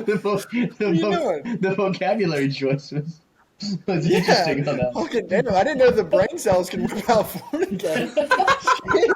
I don't know what we were doing. I don't know what we were doing fornicating, but no, yeah, I don't know. I remember what you're talking about. Yeah, it's off. Wait, what does that mean? I'm pretty sure fornicating. Yeah, look at what it means. I'm pretty sure it does not mean what you think it means. Wait, to commit fornication with, what does that mean? Consensual sexual intercourse. Yeah, why the fuck do you think? It means consensual sexual intercourse between two persons not married to each other. No shit, bro. Why do you think I'm clowning you for that? The vocabulary you just pulled out. It's like, oh yeah, we were fornicating back in middle school. So this is what happens when two very high intellectual people try to use high intellectual words. Oh shit. Hey Matt, I got a good little segment we can do for every time we bring a guest on. At the very end of the podcast, though, so whenever we end this thing, I got a good little question to ask Matt to cap everything off. We can do that, and I want to do something to leave off for people too. I like doing that too. So we can. That's what I was gonna do. Yeah, that's what I was gonna do. Okay. Yeah. So for me, I guess heaven or hell, bro. In hell, I'm playing the fucking Lizzo song, "Truth Hurt," whatever it is. I'm angry, so they gotta be great. Dude, that is the only song I've ever as soon as back in the day I used to do landscaping a lot. I'd hear it on the radio, dude. I would just turn it off. I would not listen to it, bro. That shit used to piss me off. I hated that song. Like, whoa, me gotta be great, dude. Girls would sing that shit all the freaking time. And I'd be like, dude, I want to But in heaven, what are we playing in heaven? See, I was thinking about something fun, like some fun Chief Keef. But I think I'm gonna do "Ballin'" by Roddy Ricch. I don't know if y'all know that song. It's like I put the new 40s on a Jeep. I'm popping on a Pretty good song. Yeah. I like that song a lot. So I feel like you're in heaven, you're balling out, with everybody. Yeah. That was a good hell song. That was a good. But good dude, the freaking Lizzo song, dude. I hate that shit. Dude, okay. So another thing I have to say, so we talked a little bit about embarrassing stuff as a kid. Another one I was going to ask is the most embarrassing thing that you've ever been a part of, but we won't do that. I'm going to wrap it up with this last question. I'm going to ask this. If you were to start a cult, which cult would you start? Which cult would I start? like we were worshiping something wild? It can be anything, bro. Any kind of cult. Any kind of cult. What would you start if you had a cult? Any kind of listen. It's any kind of society or anything that you can control people to do. What would you do? Shit. I don't know why. It's so stupid. It's so stupid. I don't know why my mind immediately went to like fucking like Chipotle or some shit like that. Like I'm thinking of like 10 boys like rolling up in like black gowns or hoods or some shit. Like you're walking in with candles or whatever, and you walk up and everybody's ordering their fucking burritos. I don't know why my mind went to Chipotle. You roll up with the gang. Why has Chipotle ever gave you that cult vibe, man? What's going on? I don't know, bro. Maybe it's the Twitter. Bro, I would feel bad. Dude. I would feel bad for your cult's bathrooms, bro. Your public bathrooms for that cult would be destroyed. Dog. It would look like mudslides everywhere in the fucking horse. Nah, I would start a call with whoever runs the Wendy's Twitter account. That's who I want. Whatever cult I'm running, bro. Like if we got a social media, they're running that shit because that shit is fire. Have you ever seen them, Matt? The Wendy's social media account? They're just like savages. They're like roasting the official McDonald's and Subway and shit like that. They're starting like food wars on Twitter and shit. Yeah, so I'm saying if we got a cult, I'm getting that social media person, and we're like beefing with every other cult, like immediately. Oh hell yeah! Hell yeah! That's funny as shit. All right, Scotty, what kind of cult? What was that? Wait, what's that one word you used? Dude, so okay, to go back to the Wendy's thing real quick. I just looked it up. Someone said they tweeted at Wendy's, if you reply, I'll buy the whole Wendy's menu right now. And then Wendy's said, prove it. And then they tweeted a picture of a trash bag. And then they said, here's your proof. And then Wendy said, thanks for sharing your baby pictures. This is verified Wendy's too, bro. Like, they are savage. Dude, that's awesome, bro. Yeah. Dude, I feel like I need to go eat a Wendy's burger now. I support that. Even though when you go in there, there's going to be a couple flies flying around. You just got to deal with them. And then, dude, I swear the people in Wendy's, bro, they're always so greasy. Dude. Yeah. They remind me of the people. Y'all ever watched Scary Movie? Yeah. You know the guy in the mansion who cooks the food with the fucking little arm? Yeah. That's what makes me think of Wendy's workers, bro. Like, here's the burger. You want this burger? And it's like got grease and shit all on it. That's what makes me think of Wendy's. Wendy said, I want Wendy's, but my girlfriend wants McDonald's. What do I do? And then Wendy's goes, there's plenty of fish in the sea. Wow. Bro, they're savage. I don't know if y'all ever said it, and I do not think that you could read any of these, Ryan. But it was the Radio Shack official Twitter. Did you ever see that? Oh yeah, dude. They hacked. I'm pretty sure they got hacked, but it lasted for like entirely too long to be someone hacking them. I'm talking like Wendy's like they do little jabs at shit. Like Radio Shack was wilding out, bro. Talking about people's moms and shit like that. Yeah. Yeah, they were going crazy. And I'm like, I was gonna say, I low-key don't know if they got hacked because they were like, hey, sales are down, boys, we're shutting down stores. Fuck it, let's hire a social media manager. And this boy said that, and he just went to town. Yeah. The Twitter fingers turn to trigger fingers, baby. Yeah, bro. Shit. All right, should we wrap this thing up, man? I want to ask Scotty, you. what are you talking about? I gotta know what kind of cult y'all start. You just fucking threw the question in the damn trash. Yeah, my bad. Shit. Cold. Dude, he really hates me. Dude, I would say the whole sports car world. There's some culty ass people in there. Like, bro, that's already a fucking cult. Yeah. Yeah, I'll probably start like one of that. You're like trampling over little kids that just want sports cars for their 10th birthday party. You're buying the whole lot at Walmart on a fucking Friday morning. Yeah. Like, get the fuck out of the way, Timmy. Walmart for like fucking hours. Yeah, dude. We used to do that shit. I mean, you still do that shit, but we had a probably like 6 month span where we were at Walmart 9 a.m. sharp every Friday morning, bulldozing little kids, their parents, all that shit. Yeah.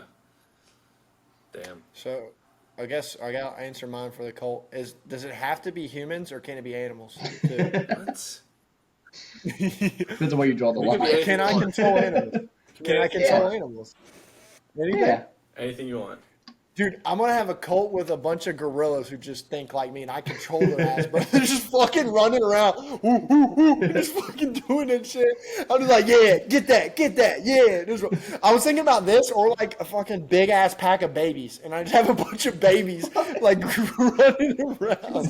I think it would just be funny. Like, you imagine you pull up to a spot with 1,000 little fucking babies just going around everywhere. Okay, so I don't know why that just reminded me of like. One of the funnier questions that you ask people: how many 5-year-olds do you think? How many 5-year-olds do you think that you could take at one time? Like if you're in the middle of a field and they are swarming you, and all you have are your fists and your feet. So hold up, is this question like this? Is it like 10 at a time, or is it more of like there's 10 and then there's more like coming and coming and coming? I'm thinking it's like you're in the middle and it's like a circle, and it's just like this circle's getting bigger, like the higher number that you say. So they're swarming you. You're throwing elbows and knees and shit. 5-year-olds, how tall are they? They're 5-year-olds. Yeah, they're fucking 5-year-olds. Are they girls? Are they girls or are they boys? It's a mix. We'll call it 50-50. Okay. How much weight you think you got on them? Like a little 75 piece? Yeah. Well, let me have you answer this. How far do you think you could punt a 5-year-old? That should answer. Like actually like punt? Yeah. Like if they're standing up and let's say you tee them up. Like they're standing up and you kick them. Like hold on. Like you're holding the top of their head, and then I'm back, and I have my hand like this, and I drop it. I fucking don't kick it. Because that should tell you like how far they fly. That's how many you can take. Bro, probably 5 yards. A good 5 yards. You think they're rolling out? You think they're rolling out past 10 feet? Yeah. That's kind of far. Dude, I feel like I can punt them. I mean, they might. I mean, it depends. Are they balled up when I'm kicking them, or are they just kind of like? Yeah. Oh, they're balled up, bro. Yeah, they're balled up. Oh, they're balled up. It's a 10-yarder. 10-yarder for sure. Damn. But I would say, dude, I'll be honest. I think I could take on like 13 or 14, somewhere in there. Because I'm thinking I'm going to be able to like actually. Yeah. I think I'm going to be able to get around there because one of them, like the first one, I'm going to just beat the shit out of him, and then I'm gonna grab his legs and I'm gonna beat him with the other. You start throwing him around. Do like a 360. Yeah. You know what I'm talking about? Like just like, and he's just knocking him out, and he's gonna like have his hands up because he's like knocked out dead, and I'm just gonna.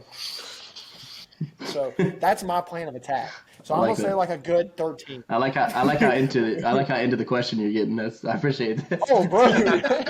he's got him. I'll be swirling him around and shit. I was around there. I say 15. But yeah. All right.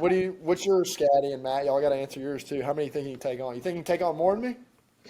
Right around there, I'd say. I think 15-20 is very reasonable because, like you said, you take. I think 15-20 is reasonable, but then like you give me. What's your plan of attack? I don't know. See, I'm thinking I use the legs a lot. I'm thinking like straight right, fucking uppercut. Like I'm going with the kicks for sure because they're like so low to the ground. I don't even have to hit him in the chest. Like I could sweep the leg or whatever, and then because you're not taking them on individually, so you got to figure like. What's the quickest way that I can like take out a bunch of them at a time? And I'm flailing the legs, bro. I do like the strat of picking up one and hitting all the like throwing them. That is a good strat. Yeah, because you think about it, you pick them and throw them. It's like you're gonna tumble a couple in the process. You know, it ain't that much. All you gotta do, if you really want to sling them, bro, grab them by their arm and their leg, and then do like a turnaround. You know, because then like that momentum's with you, and you can fucking swing their ass. But I haven't done this before. So just a little thought exercise right there. Yeah. Just a little thought exercise. He's like, well, last time I did it. Yeah, I was going to question you on how good your kicking skills are, but I just had a brain thought in Punakata, and I was like, yeah, he can kick pretty hard. So, so I was like, yeah, he can kick him pretty hard. Oh, shit. Yeah. Now he gets it. Yeah. Yep. No one needs to. Yep. Throwback.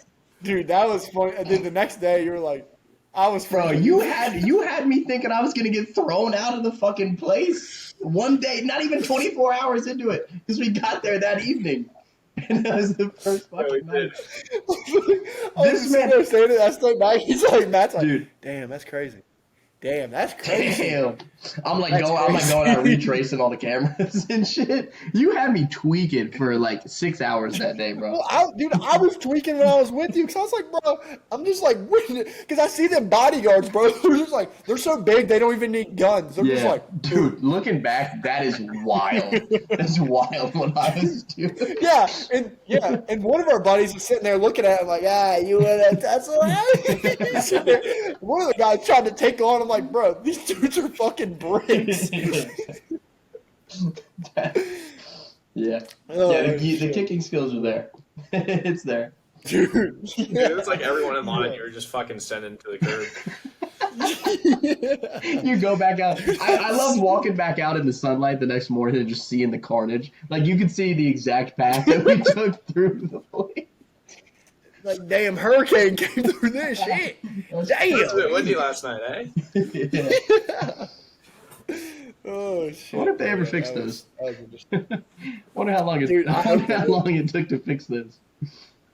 I thought for sure one of our buddies was gonna have a big old bill just sitting right on his. Oh my god! Yeah. I thought it was gonna happen, but I don't think it ever did. But yeah, that was funny. Oh shit! Well, that was all the questions I had as far as that goes. Scatty, you wanna get to what you wanted to do? Yeah. Well, let's do we can just end on what we want to leave. Well, I guess I'll ask this, Matt. I mean, it's a little deeper question, but just kind of be. I mean, you don't have to be quick. We got all the time in the world, but yeah, this will kind of preface us into this serious moment for what we usually do when we do kind of these off the rippers. Yeah. But all right, brace yourself. This is gonna be serious, very deep. What is the meaning of life? Damn. That's crazy. That's crazy. You want me to really answer? Think about it though. Don't give me. What is it to you? I have an answer actually, and it might be different, but I think for all people, I think deep down it's still what you're looking for. Honestly, I think the meaning is making relationships with others. So like, no matter if you're extroverted, introverted, whatever, right? Even if you're an introvert, even if it means somebody else is just sitting on the couch and y'all are both on your phone or you're both watching TV, you don't even have to be talking to each other. Like, just knowing that other person is there, and if you ever did want to talk, like, you got that person, you know? And then if you're extroverted, having that core group of people around you, right? So like, just having those friends in lives, whether it's 1, 2, 10, whatever. So I really think no matter who you are, that's, at least for me, that's what I crave in life. Because like, life is about experiencing all these things, but it makes it 10 times better when you can experience it with somebody else, you know? Like, you want to go traveling alone is all great and everything, but like, what do you want to do right when you get home? You want to tell somebody about it, you know? So whether you're like, oh dude, I did this, and they're like, oh, that's so cool. Or they're out there traveling with you, or, you know, like, you start a family, like have a kid, like that becomes your entire life, you know? So that's what people, you know, you do whatever you want in your 20s or whatever, but then you start to look ahead and you're like, damn, 50, 60 years that I'm going to live, that's a long time. And then you start to think like, okay, I'm going to be working, maybe whatever. What else am I going to do in my free time? And then you realize you're going to have kids, and that's going to be like your entire world, you know? So I think, I really think sharing your experiences with other people is probably the meaning of life, I would say. Okay. I want to ask a question, follow up on that. Yeah. So this is on topic, but it's a little different. So what would be harder, fighting an apocalypse or being the last person on Earth? No, because Scotty, don't throw your hands up. It went right over your head. Dude, listen. The reason why he said this, he was talking about a lot of people worry about like how the world's going to end, bro. The hardest part in life, he was talking about is people, having people in your life. It would be much harder to be the last person on Earth than it would be to actually fight an apocalypse.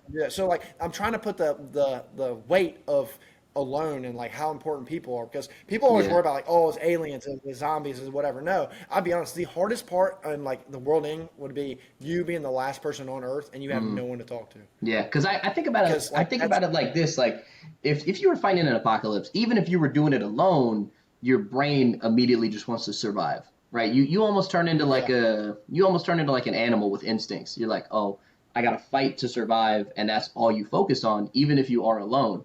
But let's say you're not fighting anything, right? You're just living, and like if Yeah. everybody disappeared one day, I feel like my first thought, even if you lived in a mansion, you had all the food in the world, you had anything you could possibly want to do, you're like, what's the point? Like, what am I doing? Exactly. Like, yeah, what am I gonna go? Like, sit on the beach? Sure, that's cool. Like, go on a hike, like, look at a sunset. Like, yeah, whatever.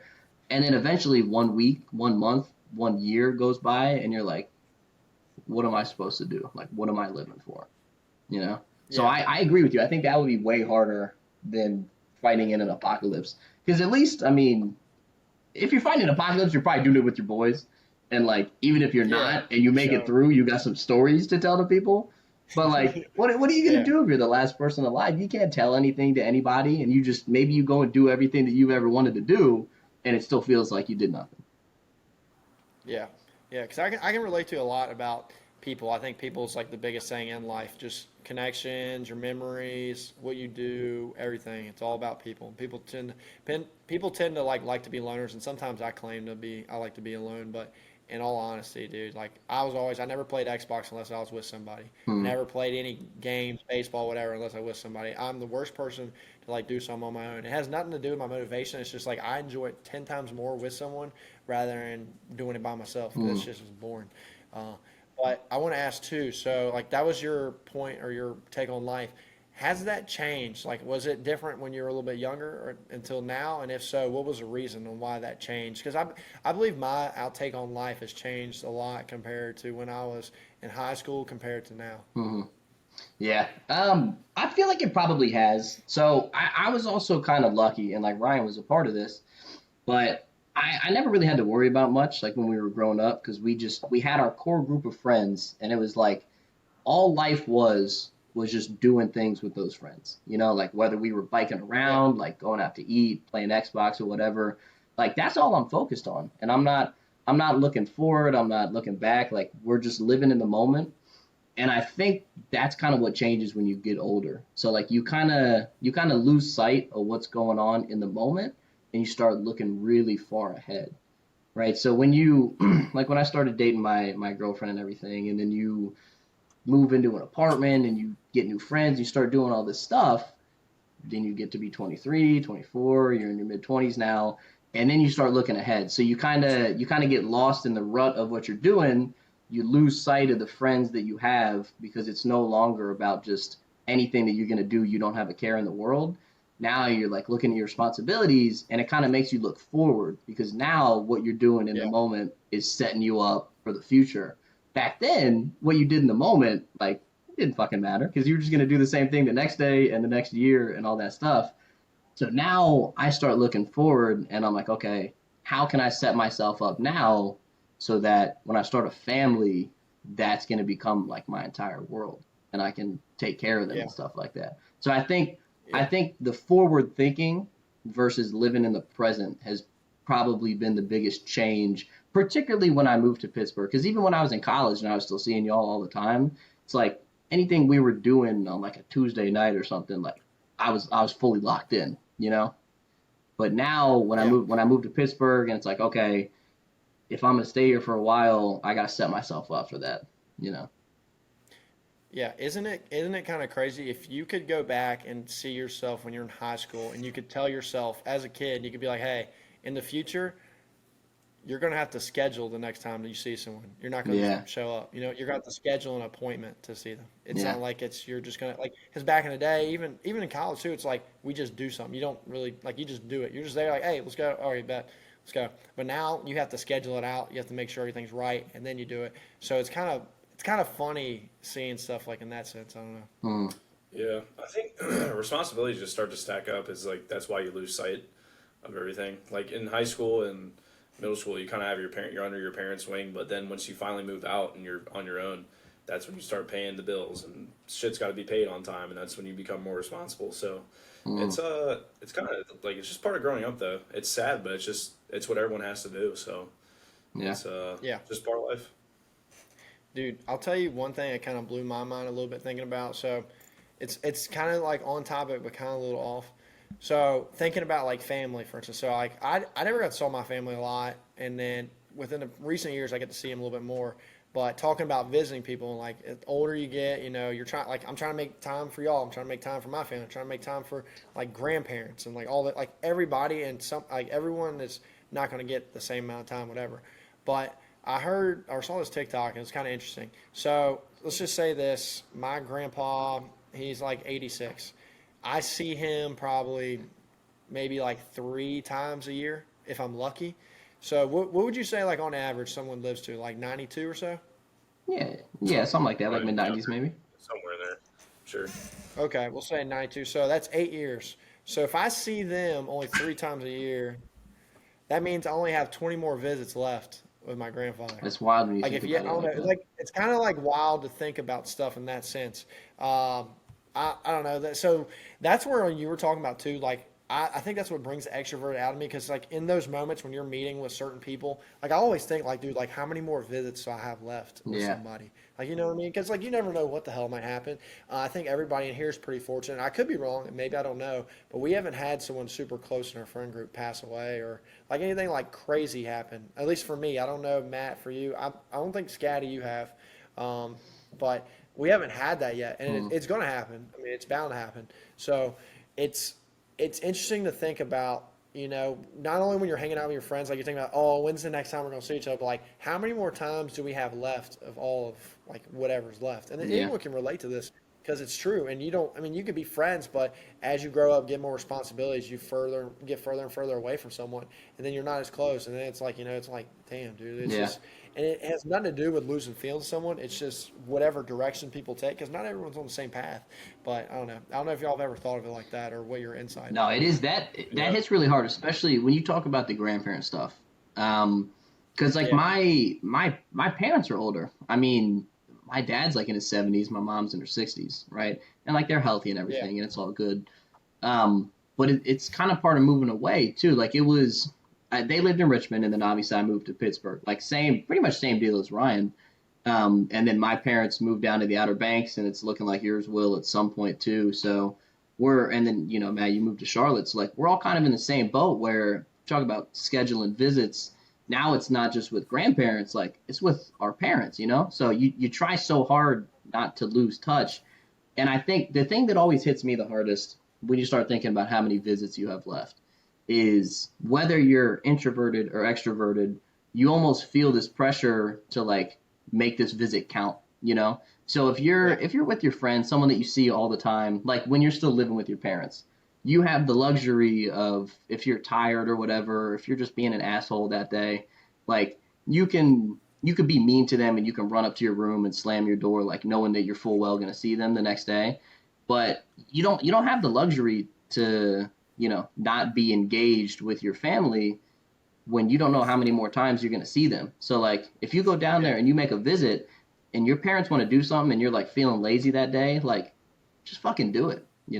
Like Yeah. just do whatever they want to do, especially if you're going to visit them, because they don't get to see you all that time. And if you're just like sitting on your phone or you're up in your room and they want to go do something, like you feel pressure to make that visit count. So I think when you start counting the number of times that you're going to see somebody, like every single one becomes that much more valuable. So like you don't want to Yeah. waste the time that you're with that person. So especially Yeah. close family members like that. Nothing in this world is finite either. Like everything's gonna come to an end at some point. Even your own life is gonna come to an end. But making that time count, like you said, when you do have it, is super important. And Yeah. it's kind of funny too. Like no one ever appreciates anything until it's gone. Like you could Yeah. almost get into a car accident, almost get into a car accident, almost get into a car accident. You don't appreciate your car until you actually do total it, and then that's when Yeah. you appreciate it. It's like the same with anything. It's like you don't appreciate. I mean, you might. I'm sure everyone here appreciates their parents, but you don't Yeah. truly recognize it, the impact they might have on your life until it's gone. I don't know why we're wired to think like that, but Mm. it's crazy to think about. Like I know both Matts here. I value y'all's relationships tremendously, but like I don't value it as much as I should be valuing it if you guys were gone. Like I value it way more, and it's not to rag on any of you guys. It's just like I feel like that's how at least I'm wired. I don't truly value everything I have until it's actually gone. if that makes Yeah, sense. I think a good example of that is like whenever I'm on the phone with my parents, and I don't call them as much as I should, and I feel bad about it. But then at the same time, I never make myself do it. So whenever I am on the phone with them, we're having a good conversation, recapping or whatever, and then it gets to be like 30 minutes, and then it gets to be an hour, and in the back of my head, like I hate thinking this, but I'm just thinking like, can we hang up the phone already? Like I'm done talking. Yeah. And Yeah. it sucks to think like that because I know how much they're enjoying talking to me. And like we said, like you just don't know, you don't value it until you're never gonna be able to talk to them on the phone anymore. So it's like Yeah. I wish that I was able to think in the way of like, oh, like this is something they want to do. I should value it way more. We can talk however long you want to, you know. But How often do you call your parents? at some point, I mean, probably like twice a week, like usually on the weekends and stuff. Or if I gotta What ask about my you, dad Matt? a big question about shit, like taxes. Dude, Yeah. so Scotty, I'd say you're probably. I know you call yours a lot more than me. I'm probably the worst out of everybody. Maybe like once every 2 weeks or so.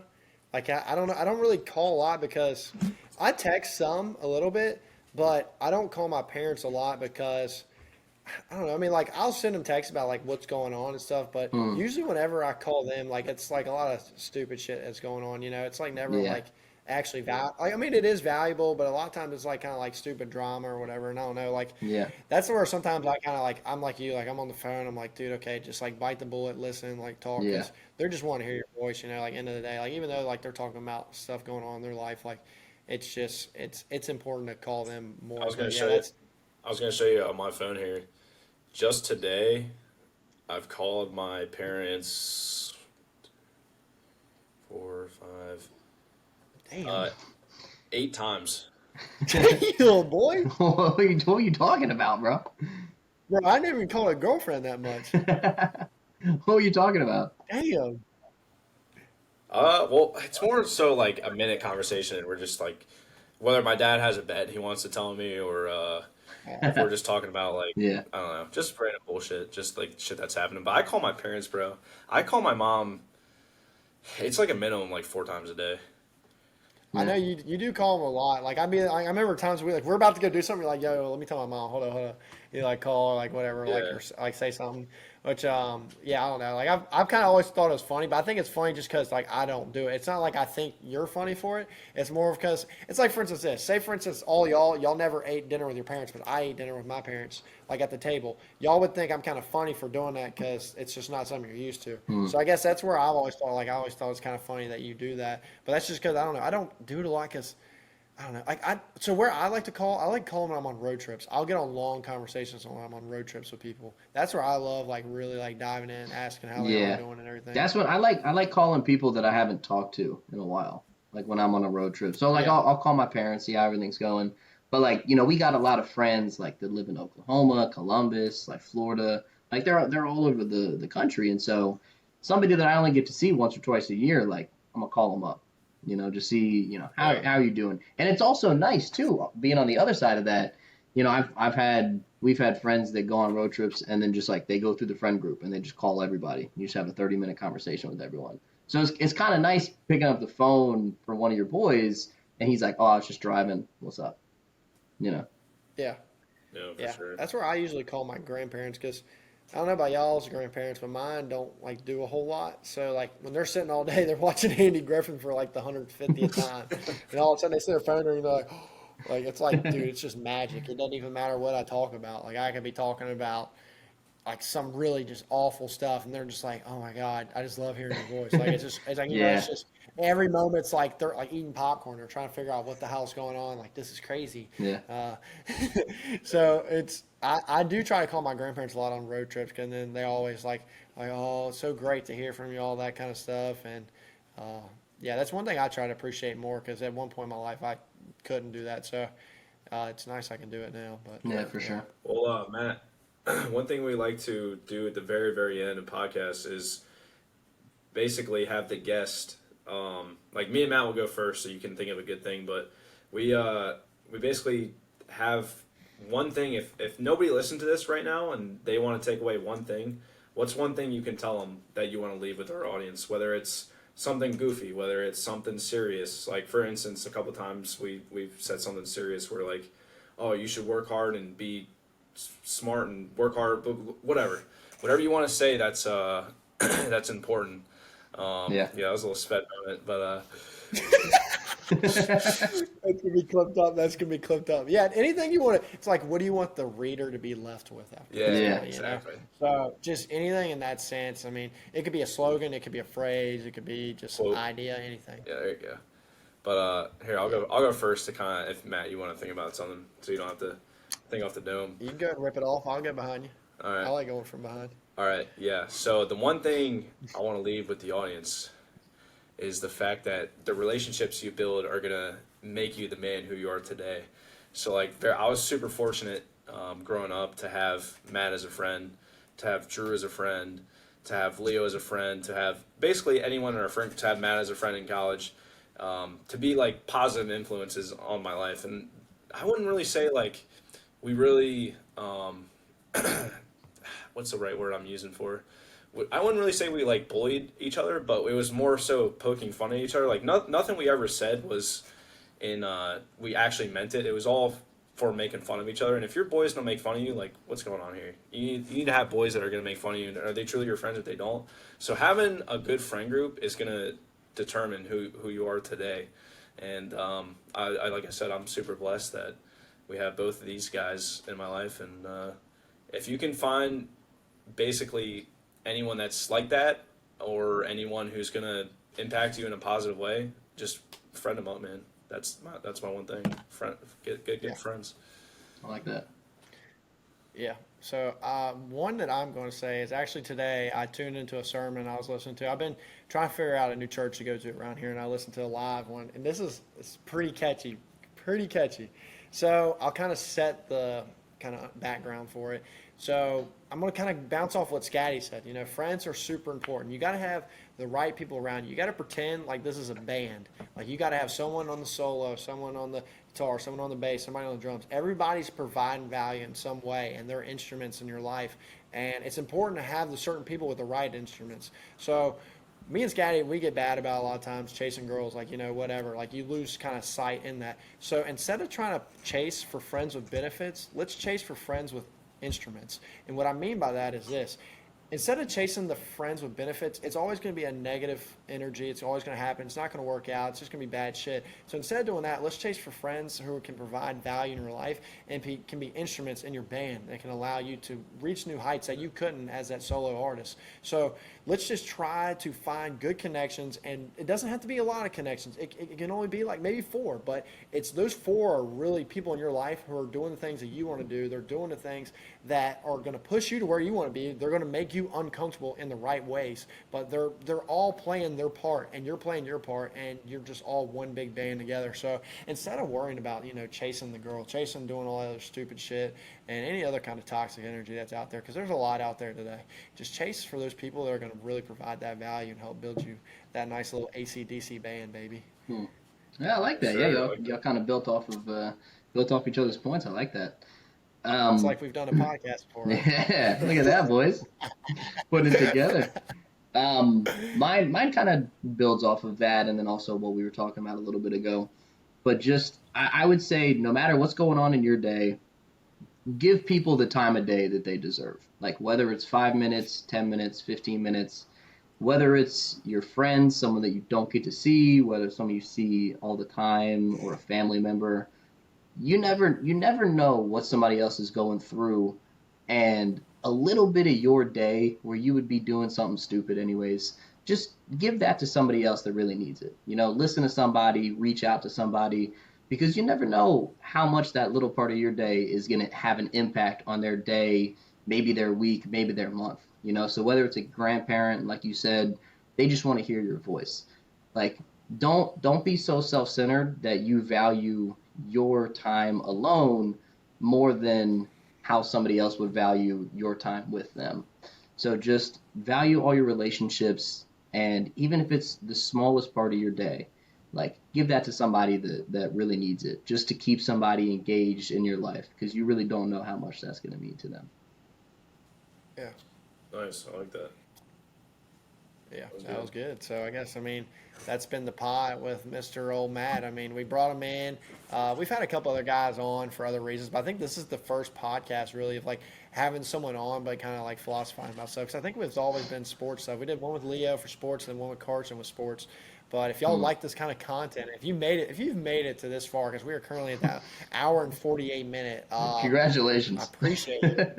I'm surprised you're still here, but thanks for still being here. But yeah, I'm always having fun. There's going to be more of this, so just be sure to tune in. If y'all want to reach out to us, it's good. rethinkrealityrm at AOL.com. Y'all can always hit us up on the socials. We got it linked in the bio, so just check out there. You can see anything and everything. If you're on the YouTube, then maybe you got to see these three beautiful faces and us have a little good time and laughing around. So I appreciate it. I appreciate it. And next podcast, we are going to work on Scatty's vocabulary, so he will not mess up too bad. Just go fornicate, everyone, eh? Yep. Yeah. We're gonna hop off. Kids, we're gonna hop off and fornicate. So we'll see you guys later. Yeah. So all right, we will see y'all later, and let's fornicate, baby.